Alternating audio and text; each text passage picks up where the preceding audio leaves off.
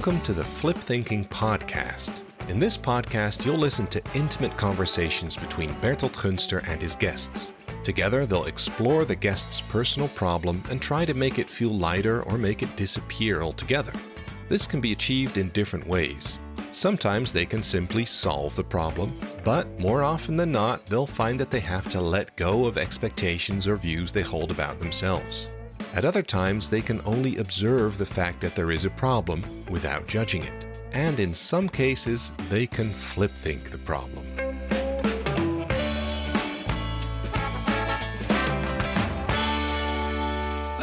Good morning. Good morning. Great to have you here. Thanks. And it is, right? Yes.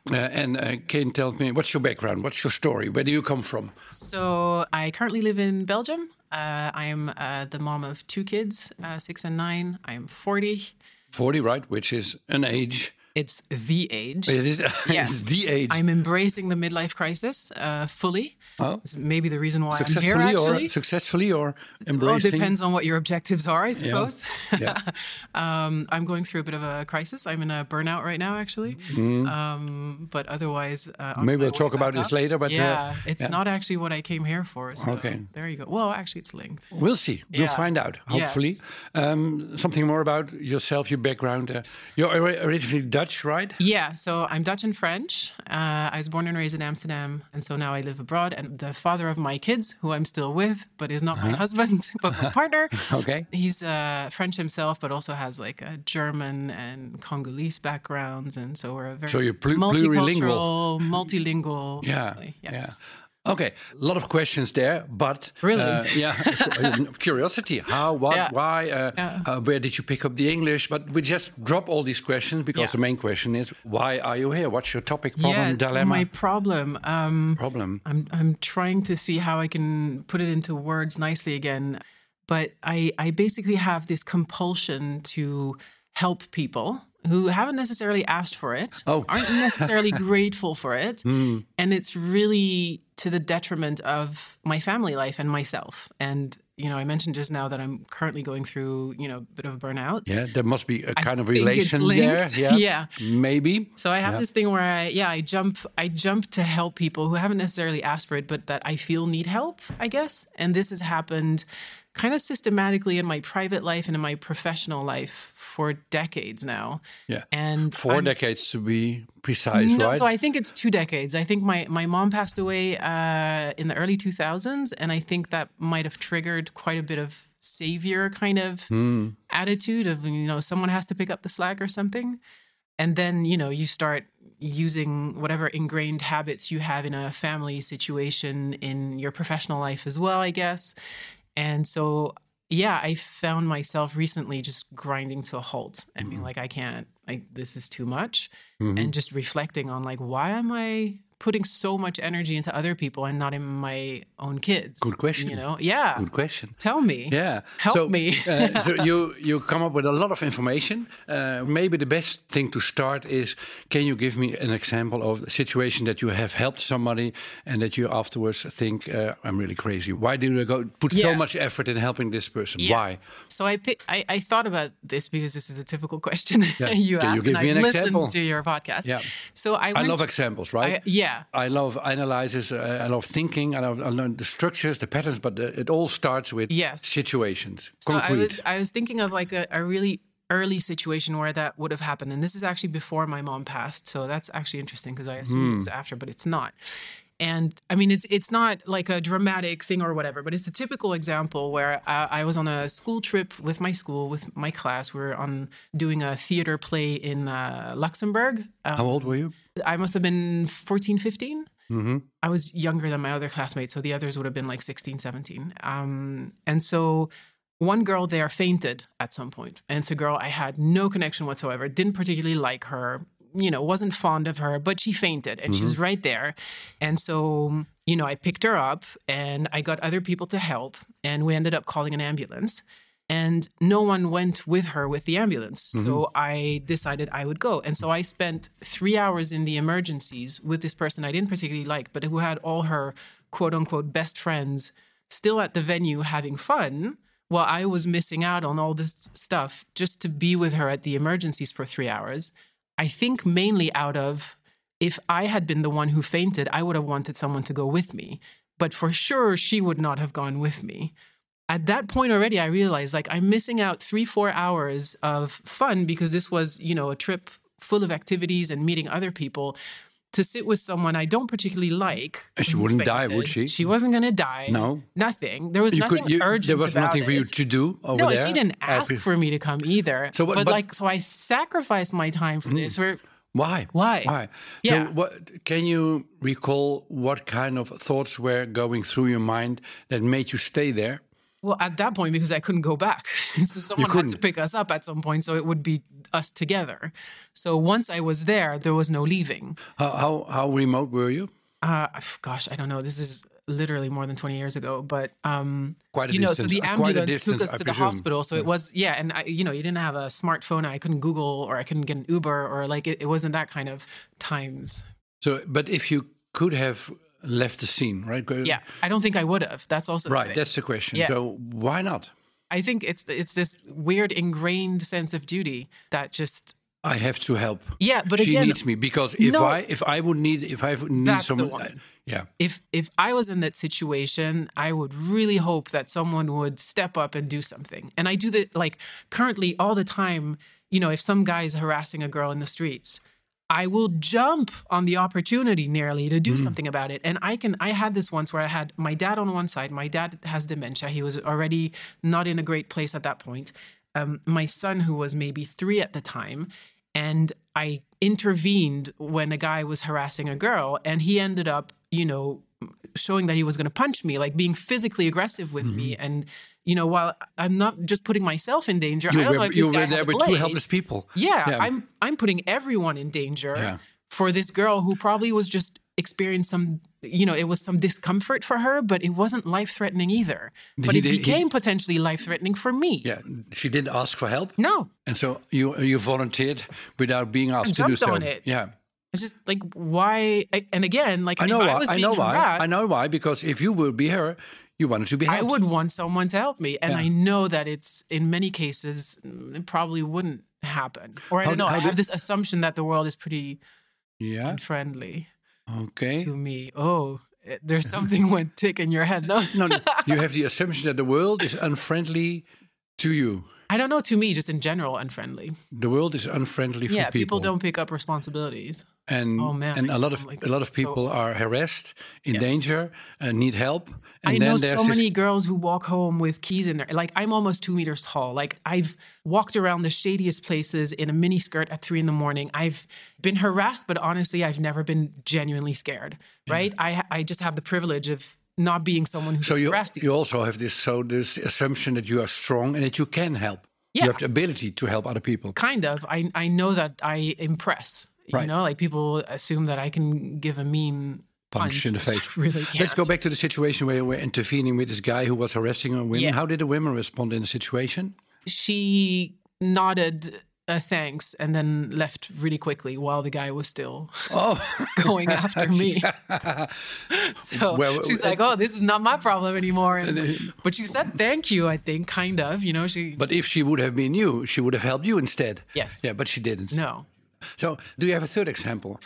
The more shameful, the better, right? For me. Oh, the more shameful? Did you really think, I was going to go into my dad. And what were you doing over there? Why did you interfere?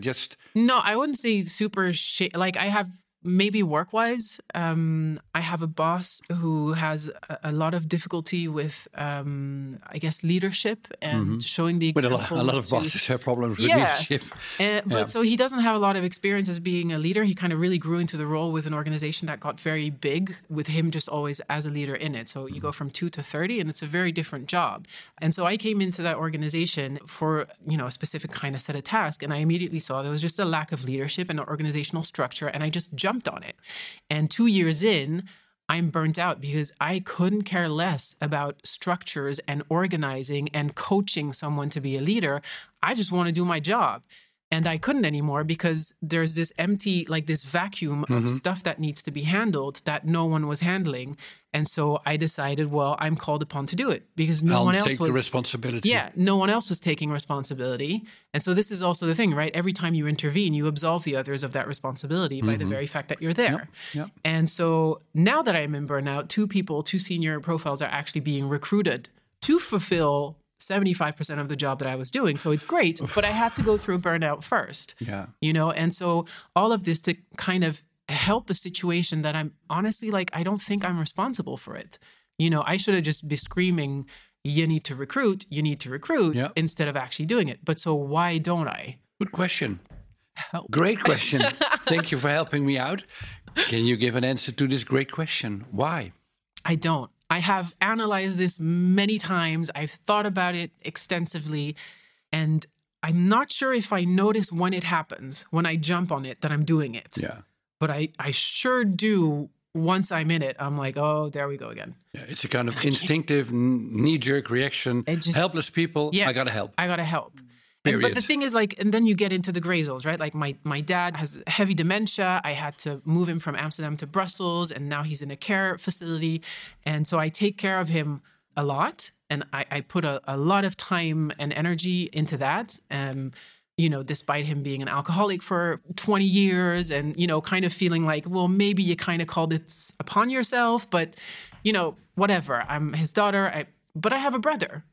And he's just absent, because he has the luxury of having a sister who just does it. But I can't get it in my head to maybe back off because then I feel like my dad is going to be bearing the brunt of the impact of his son not stepping up, So maybe can I intervene? Yes, sorry, I talk so much. I like people who talk much because then I feel free to intervene and talk much also. So it's great. No problems with that. So you mentioned between the lines that your father was an alcoholic for 20 years. Yeah, and I spent a lot of time trying to get him out successfully at first, and then he slipped back, and that's been. So now I have a question for you. As you are so brilliantly helping other people, did you feel helped as a child? No. So there's a definite no here.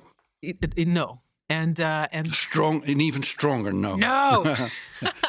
No, I think I was inside a family of this definition of parenting as either a gardener or a carpenter. Yeah. So you garden kids, you kind of you help them, you put water here and there and then you have the carpenters who are like, you're gonna fit this exact mold and otherwise you are, not great metaphors. Right. I know the gardener I know, but the carpenter I don't. But they are great, I had carpenter parents. You had they had very clear ideas on how you should be, what you should do, how you should behave. And there's very little flexibility in terms of my emotional needs or whatever. So I was kind of discarded very easily when I actually expressed I had some kind of need. But to get to, like, for my dad, I know that, again, it's not just I'm helping because if I were in that situation, I would want the other person to do the same. But my dad and my brother as well, I think I helped them a lot when they were not doing well because I wanted them to be my dad and my older brother and, to be a dad to me instead of me being their caretaker in a way.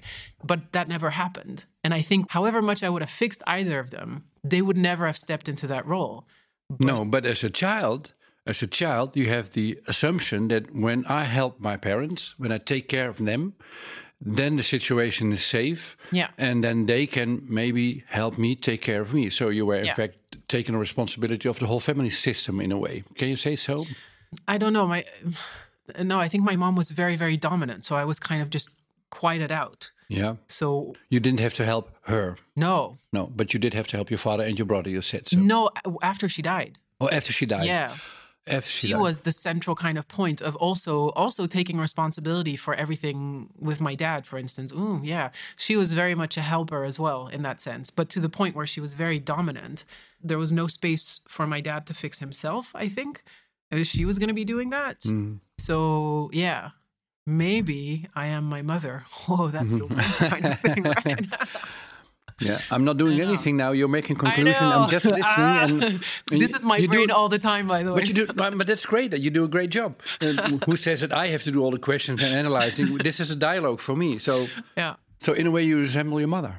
You just found out. I do physically and in many ways. No, but psychologically, but even. That's what scares me, though. And that's new. This connection or this insight in a way? Kind of, because I think I've really constructed my own self-image around the fact that I am not like my mother psychologically. Like I try to be very much a gardener with my kids. Yeah. And I don't have a partner who I have to do everything for. On the contrary, he's very caring. He's very, I feel safe and secure with him. A lot of things that I didn't feel as a child.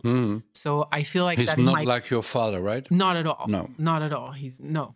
And no. Yeah. So I'm very strong in my nose. That's a good no. Yeah, very good. And I believe you. Yeah. I'm on board with you. Yeah. So I kind of really built that my core kind of people, my family, as the contrary of what I experienced as a child. So to then think, oh, I'm doing what my mom was doing, of fixing everyone's problems and actually not giving them space to fix themselves, that doesn't sound great. So can you tell me, when somebody is in need on the streets, like the girl that was harassed, whatever situation, somebody's in need and you don't offer help, can you tell me what you would think of yourself in such a situation, not helping others while you can, right, in a way? Yeah, I don't know. It would make me feel absolutely horrible, but I don't. Why? Well, what if no one else helps? So a girl gets harassed. It's not life-ending, but it is traumatic for a lot of women to go through these experiences. And I know that it helps a lot of them to know that they're not alone. Yeah, great story. But there was this girl in this hospital. She was lying there, and she wasn't in a life-threatening danger situation. You stay there. You're not going back to your peers, missing out all the fun they had. Yeah. And this was not a life-threatening situation where somebody has to be saved from dying, whatever. No. And still you stayed. So again, question it again. Sucks for her, right? But again, I know. So why would it suck for me as well? So how would you? You're just a shitty person if you don't do it. That's how it comes because to me. How would you describe yourself or other people not helping while you can?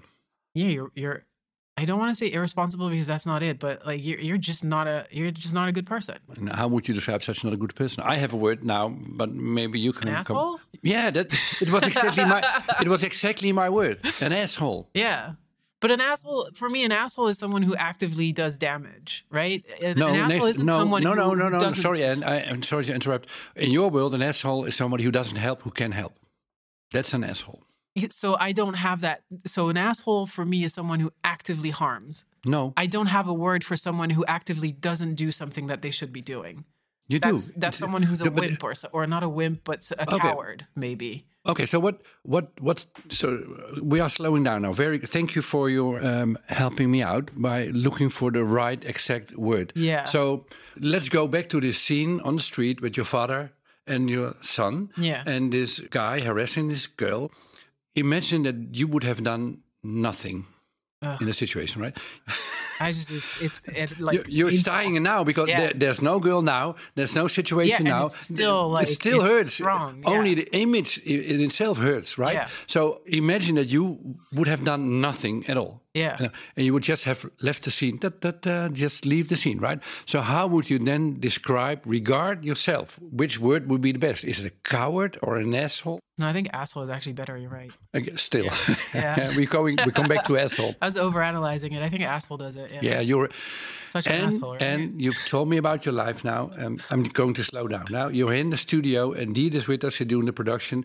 I'm sure that when you leave the situation, then Deed and I will tell one another, well, now it's girl. She's talking nicely and brilliant. Her languages is a very highly skilled, whatever, brave girl.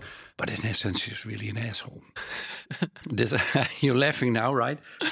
And there's laughter with pain in it, right? Yeah, I wouldn't like that. No. I think I want to be likable. No, you don't want to be an asshole. I definitely don't want to be an asshole. What's the opposite of an asshole? I don't know. So someone who's likable. Somebody who helps, right? Yeah. How would you describe somebody who is helping out all the time and is doing a great job and people are thankful and the world is a better place? We call that a good Samaritan. Whatever. And is that? No, like I don't know if I have a word for it. What's this ideal self-image? Selfless. Someone who's selfless. Really helping out other people. Yeah. Really selfless. Yeah. This is what you want to be. Yeah. Yeah. I guess, but no, actually, I don't. No, I know, because it's annoying it brings you to a burnout. I know. Yeah. But on the psychological level, yeah, this is what I'm supposed to be. That's what I'm supposed to aspire to. Is to be selfless. Yeah. And after your mother died, there was this vacuum to be filled, and you filled it brilliantly. Yeah, well, I don't know. You tried. I tried to fill it. Yeah. Yeah, you made a crusade. I felt responsible to pick up what she left behind. I think we found the core. You don't want to be an asshole. I don't want to be an asshole. No. So that's your thriving force in life. Whatever you do, don't become an asshole. Yeah. Yeah. So what am I? Is the crusade not being an asshole finished? Are you successful? Oh no, it's a lifelong quest. Yeah. Obviously. Yeah, you'll never prove yourself to really be helpful. No, there'll always be the next challenge. Yeah, there'll always be a situation that you afterwards will think, I could have done something, but I didn't. And in fact, I'm an asshole. And I still do something, and I still question myself: should I not have done more? So it's constant. I'm going to tell you something that may help you to stop the self-destructive pattern. And life is not about if you are an asshole or not. Life is not about you. Life is about just living and doing what you want to do, not proving yourself or the world that you are not an asshole. That's not your life conquest. That's not your crusade you are fulfilling here. I know. I'm not sure who I'm trying to prove it to except myself. Yourself. But I feel like there must be someone else. I don't know. No, it's yourself. It's all about you. You don't want to be an asshole, period.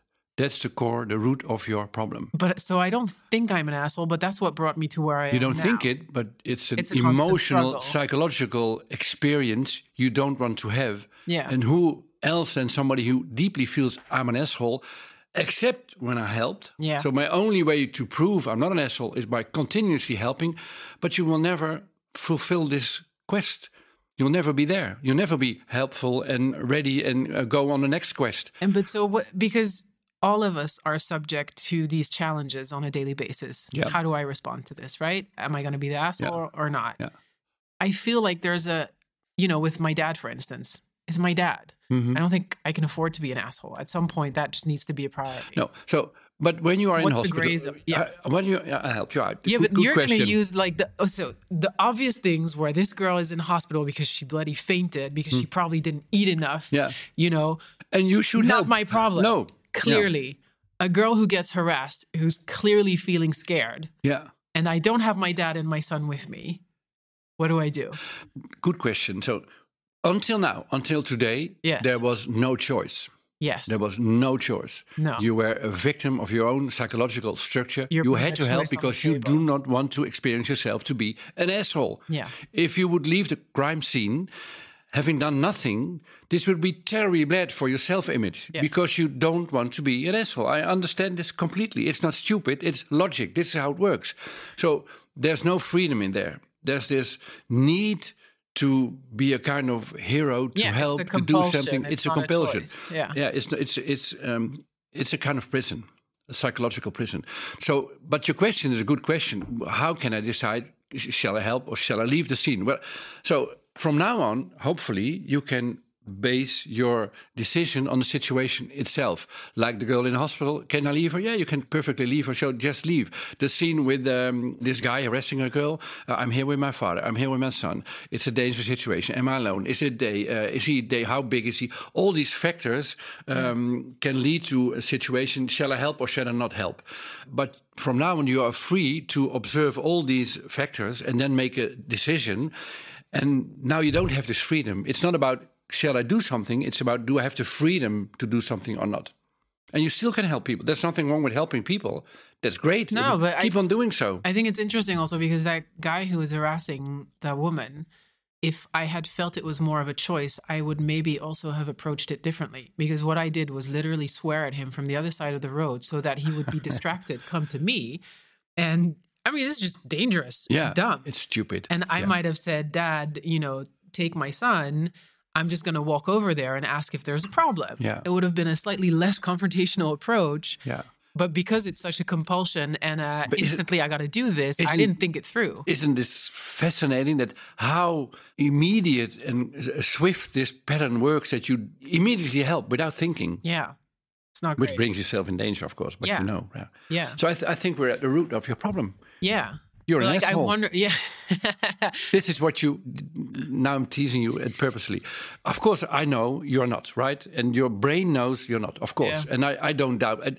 But who you are or not are, for me, is not a topic. You are just here. You do things, whatever. The problem is, on a psychological level, you feel that you are, in essence, an asshole. The world is a dangerous place. People have to be helped. In essence, you're an asshole. But you can resolve this problem by continuously helping other people. Yeah. Being an asshole is kind of the zero thing, and then you always that's the starting try point. to get out into the selfless one. Yeah, that's the core, the source of your psychological pattern. Yeah. And the only way to free yourself is to observe it from the outside and to make jokes about it, to know how the pattern works, and then just let the pattern go. Let it go. Yeah. So this might raise a question: how can I let it go? Yeah. First, by recognizing it, which you do now, right? Yeah, and being able to, that compulsion to notice it before I actually act on it. Yeah. So if you become in the future very angry, and there's this compulsion, do something. Yeah. Then this is something I advise everybody in all situations when you are overwhelmed with feelings. So the system wants to act, do something, punch, run away, whatever. So emotion, action. Yeah. And the stronger the emotions, the more difficult it becomes to think and make choices. Yeah. So what I hope for you in the future, that when you feel this strong compulsion, I have to do something, then be curious. Be curious. And take a second. She's overwhelmed with feelings. Yeah. She wants to do something funny. That's interesting. And approach all these emotions with curiosity. So and I fun. hear you, and I think fun always. Fun. I'm all for that. Although if a girl is being harassed and then I the get fun very is gone. angry, Then the fun is gone. I might have some trouble making a joke of it. But so taking it back to my job, where it's much more insidious. It's on a day-to-day thing where you have a conversation with someone and you end up basically coaching them and giving them advice. And slowly you fell into this trap, right? Exactly. It's much less of I'm reacting. It's not an action. It's okay, I see this is not working well, or you clearly aren't doing what you should be doing, so I'm going to give you some advice and I'm coaching you. Mm-hmm. And it's fine to be coaching the people that you're supposed to be coaching, but probably not those that are supposed to essentially be coaching you. Yeah. But, you're having conversations with people. I tend to have a very personal relation with people very fast. Yep. I tell everything, and I have very few filters. And so it means that you immediately kind of feel connected and feel helpful. Yeah, and so I'm going to give you advice, right? And there's a lot of reward in doing so because then I'm likable. Yeah, I'm not an asshole. You are not an asshole. Yeah. What's happening now? I just mouthed a word I'm not supposed to say. Yeah, but the word is in your head. Yes, the word is in your head. It's a 4-letter word. Yeah. Yeah. Yeah, there's a pattern there. Yeah, but man, how do I? But I want to be likable to, that's great. It gives me a lot of rewards. Yeah, but it also puts me in burnout. It's okay to be likable, but it's not a need. You don't have to be from now on. Hopefully, you are free. Man. Such a hard time. Also with people who are not likable. Like I just genuinely think they're proper assholes. Yeah, I don't want to be them. Here's the word asshole again. Yeah, I know. Yeah, I think it's a good one. Yeah, I had my doubts. So now in the future, if you are in such a situation that you are filling this vacuum of leadership, which is going on a daily basis quite slowly, you don't recognize the pattern immediately. No, it took a while. So it's kind of a trap. So I would give you the advice that as soon as energy is leaking, then go to a standstill, overthink the situation, and ask yourself the question, am I helping somebody who doesn't deserve my help, where help doesn't work, or where I can't help because I'm exhausted, or I can't do nothing in this situation, like in the hospital. Yeah. So energy leaking is the signal for you that you are, again, trapped in this pattern. Right? And I think the thing is I rationalize it in my head often because I feel like it's a long-term investment. And I did the same with my dad, right? I put a lot of energy into him so he would stop drinking, he would start doing some self-care, in the hopes that would make him a dad, like a proper dad who would take care of me. And I have the same with my boss. I put a lot of energy into it in the hopes that he becomes the boss that I need him to be with me. Yeah, right. And so that's the weird part is like you're saying it's an energy leakage, and I have rationalized it as an energy investment. I'll get it back at some point. So what do you think from now on, if your psychological system doesn't have to make this loop, that by helping others, you can help yourself, but from now on, you can directly help yourself. Am I the asshole, by the way, because I'm helping other people, so I help myself? That's also a pretty self-centered thing, right?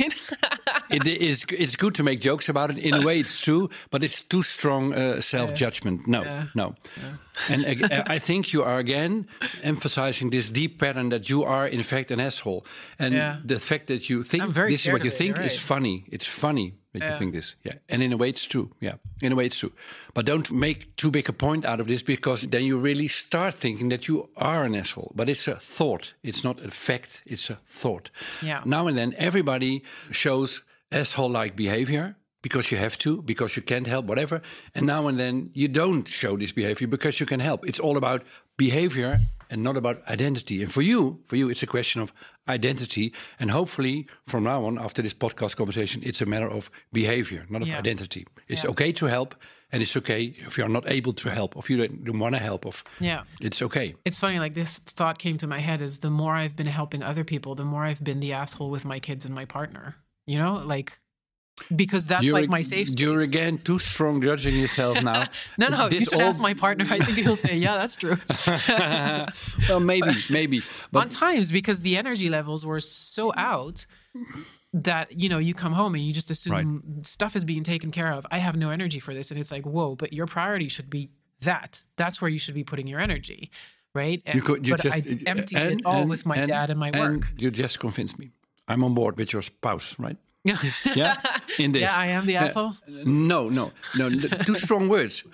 This is how the pattern works. You have to help other people, and this is an enormous leak of energy. So you won't have energy to help yourself, or the ones that maybe need the help in your direct surroundings. So yes, and this is always how this negative self-image pattern works. You don't want to be somebody. Yeah. You start the opposite behavior, and then you end up being who you don't want to be. Someone, yeah. Like Homer on his quest in the Odyssey. I thought Homer from Simpsons. Oh, no. I have different... Yeah, you did Greek. I didn't. So. Yeah. It is Homer, right? Sorry. It is Homer in English, toch? Yeah, Homerus in Dutch, but Homer. Yeah, but I associate it with The Simpsons. Yeah, but sorry, you have a better Homer to associate with. Maybe The Simpsons Homer is better. So I think we are at the end of this conversation. We all can agree that you experience yourself as being an asshole. Yeah. And so knowing this, you can free yourself from the self-image. Yeah. Yeah. And put some energy into myself and not be the asshole. Actually, that's also the thing, right? Like if I watch out for myself better, my kids don't need my energy that much. They just need me to be there. Yeah. And they need me to be fun. Yeah. And that's what I am when I have energy. Yeah. So, yeah. And then everything goes naturally and without having put too much effort in. Yeah, exactly. Yeah. So how do you feel right now? I'm anxious, but not in a negative way. I'm anxious to try this out, to see like, hey, can I recognize the opportunity to make this a choice? How would it be to replace anxious with curious? Yeah, okay, that's better. Yeah. It's a little less negative. They're in the same area, anxious and curious, right? Yeah. Yeah. Can you switch from anxious to curious? Yeah. Right now? Yeah. Yeah. Curious about how will this work out? Yeah, can I recognize it? Can I, acknowledge it and make a clear choice? Can I do the math in my head fast enough before my compulsion goes into, no, I'm just going to help because I'm thinking too much. Yeah. And maybe to help you emphasizing this curiosity, you are still completely free to help other people, even to help other people more maybe than you ever done before, because this is something you want to do. Yeah. Not something you want to prove that you are, something you want to be. Yeah. You can still help other people. That's completely fine. Yeah. No problem with that. Yeah, but you can make the equation in your head first. Like, can I afford to do this, basically? Can I give a contribution here? Yeah. Or I'm just trying to convince myself that I'm not an asshole.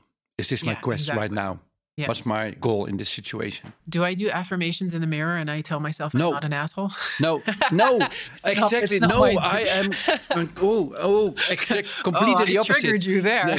Because this is the kind of positive psychological approach I really I detest. Right. This doesn't work because if you tell yourself I am not an asshole, and then the system will only repeat itself. Yeah. So the best thing is look in the mirror and say you're an asshole, and then look into your own eyes and then know this is stupid, this is stupid, and then laugh. And laughing is the moment you free yourself from trying not to be an asshole. Just tell yourself day in day out, I am an asshole. This is why I do. I am an asshole because this is not true. Yeah. Also, okay, cool.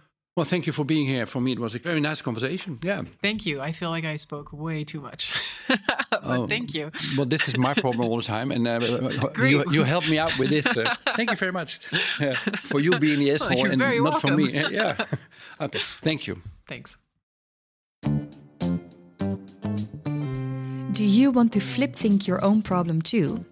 In Bertolt Gunster's bestseller Flip Thinking, you will learn all about the life-changing art of turning problems into opportunities.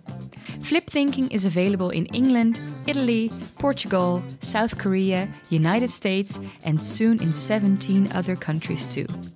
For info, check out flipthinking.info.